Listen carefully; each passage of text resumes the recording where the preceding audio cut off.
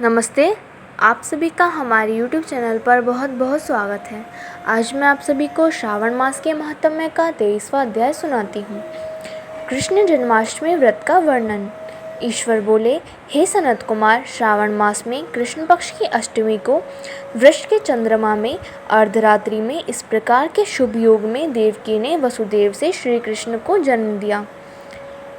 भारत के पश्चिम प्रदेशों में युगादि तिथि के अनुसार मास का नामकरण होता है, अतः श्रावण कृष्ण अष्टमी को भाद्रपद अष्टमी समझना चाहिए। सूर्य के सिंह राशि में प्रवेश करने पर इस श्रेष्ठ महोत्सव को करना चाहिए। सप्तमी के दिन अल्प आहार करें। इस दिन दंत धावन करके उपवास के नियमों का पालन करें और जितेंद्रिय होकर रात में शयन करें।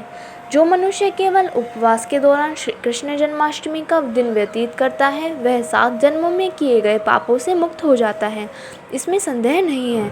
पापों से मुक्त होकर गुणों के साथ जो वास होता है, उसी को सभी भोगों से रहित उपवास जानना चाहिए। अष्टमी के दिन नदी आदि के निर्मल जल से तिलों से स्नान करके किसी उत्तम स्थान में देवकी का सुंदर सूती का गृह बनाना चाहिए, जो अनेक वर्ण के वस्त्रों, कलशों, फलों, पुष्पों तथा दीपों से सुशोभित हो और चंदन तथा अगरू से सुवासित हो।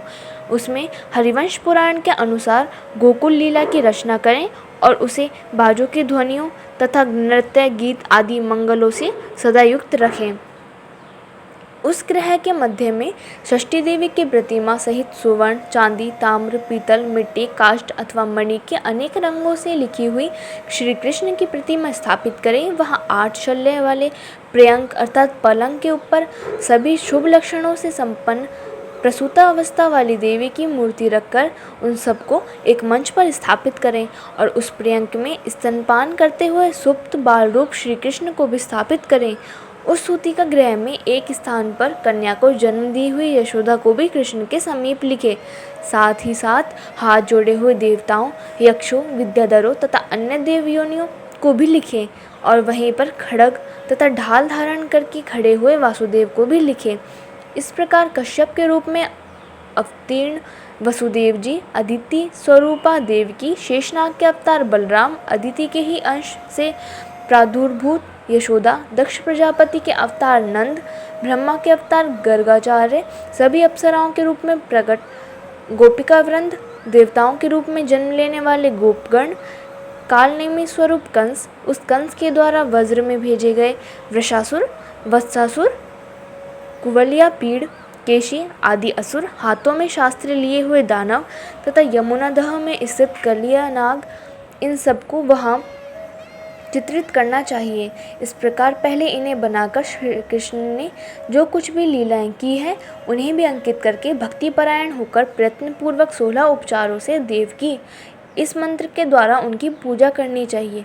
वेणु तथा वीणा की ध्वनि के द्वारा ज्ञान करते हुए प्रधान किन्नरों से निरंतर जिनकी स्तुति की जाती है, हाथों में भृंगारी, दर्पण, दूर्वा, दधि कलश लिए हुए किन्नर जिनकी सेवा कर रहे हैं, जो शैया के ऊपर सुंदर आसन पर भली भांति विराजमान है, जो अत्यंत प्रसन्न मुखमंडल वाली है तथा पुत्र से शोभायमान है, वे देवताओं की माता तथा विजय सुतसुता देवी देवकी अपने पति वासुदेव सहित सुशोभित हो रही हैं। उसके बाद विधि जानने वाले मनुष्य को चाहिए कि आदि में प्रणव तथा अंत में नमः से युक्त करके अलग अलग सभी के नामों का उच्चारण करके सभी पापों से मुक्ति के लिए देवकी, वसुदेव, वासुदेव, बलदेव, नंद तथा यशोदा की पृथक पृथक पूजा करनी चाहिए। उसके बाद चंद्रमा के उदय होने पर श्री हरि का स्मरण करते हुए चंद्रमा को अर्घ्य प्रदान करें। इस प्रकार कहना चाहिए, हे क्षीरसागर से प्रादुर्भूत, हे अत्रि गोत्र में उत्पन्न आपको नमस्कार है। हे रोहिणीकांत, मेरे इस अर्घ्य को आप स्वीकार कीजिए। देवकी के साथ वासुदेव, नंद के साथ यशोदा, रोहिणी के साथ चंद्रमा और श्री कृष्ण के साथ बलराम की विधिवत पूजा करके मनुष्य कौन सी परम दुर्लभ वस्तु को प्राप्त नहीं कर सकता है। कृष्णाष्टमी का व्रत 1 करोड़ एकादशी व्रत के समान होता है। इस प्रकार से उस रात पूजन करके प्रातः नवमी तिथि को भगवती का जन्म महोत्सव वैसे ही मनाना चाहिए जैसे श्री कृष्ण का हुआ था। उसके बाद भक्तिपूर्वक ब्राह्मणों को भोजन कराना चाहिए और उन्हें जो जो अभिष्ट हो गो धन आदि प्रदान करना चाहिए। उस समय यह कहना चाहिए, श्री कृष्ण मेरे ऊपर प्रसन्न हो, गो तथा ब्राह्मण का हित करने वाले आप वासुदेव को नमस्कार है, शांति हो, कल्याण हो, ऐसा कहकर उनका विसर्जन कर देना चाहिए। उसके बाद मौन होकर बंधु बांधवों के साथ भोजन करना चाहिए। इस प्रकार जो प्रत्येक वर्ष विधान पूर्वक कृष्ण तथा भगवती का जन्म महोत्सव मनाता है वह यथोक्त फल प्राप्त करता है। उसे पुत्र, संतान, आरोग्य तथा अतुल सौभाग्य प्राप्त होता है। वह इस लोक में धार्मिक बुद्धि वाला होकर मृत्यु के बाद वैकुंठ लोक को जाता है। हे सनत कुमार, अब इसके उद्यापन का वर्णन करूँगा। इसे किसी पुण्य दिन में विधि पूर्वक करें। एक दिन पूर्व एक बार भोजन करें और रात में हृदय में विष्णु का स्मरण करते हुए शयन करें।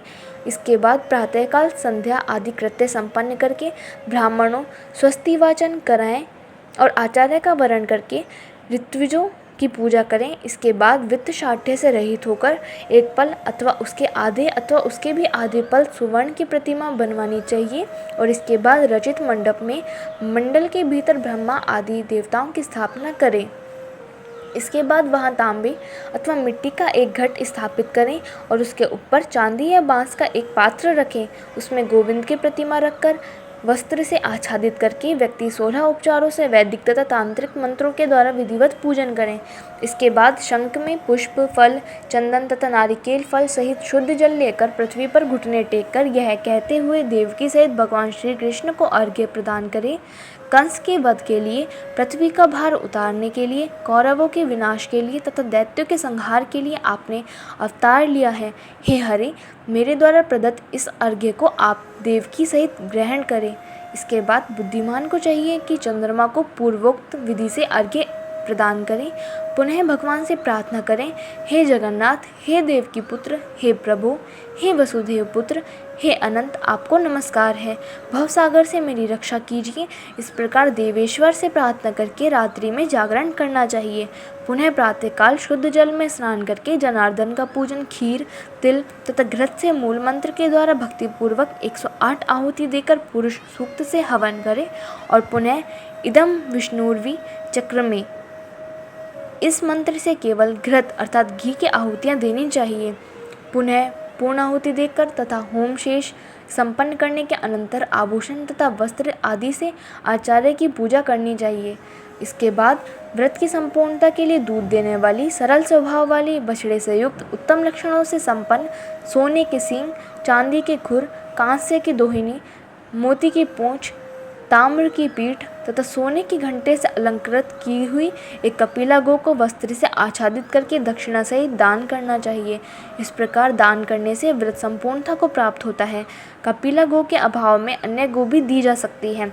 उसके बाद ऋत्विजों को यथायोग्य दक्षिणा प्रदान करें। इसके बाद 8 ब्राह्मणों को भोजन कराएं और उन्हें भी दक्षिणा दें।